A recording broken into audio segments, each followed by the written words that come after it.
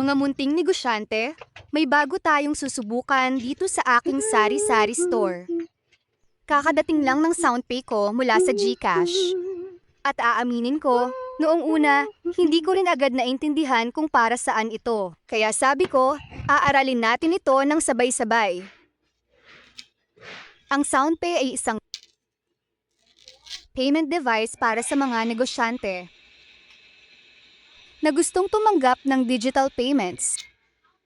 Kapag may customer na gustong magbayad gamit ang QR, pwede niyang iscan ang QR at kapag successful ang transaction, magbibigay ng sound confirmation ang device.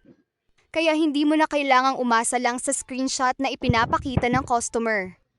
At kung SoundPay Plus ang unit, mayroon din itong card payment capability.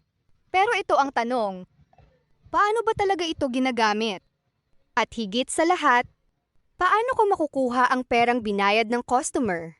Abangan ninyo ang part 2 dahil iyon ang susunod nating aalamin. Ako si Arlene. At samahan ninyo akong matutong gumamit ng SoundPay dito sa ating munting negosyo.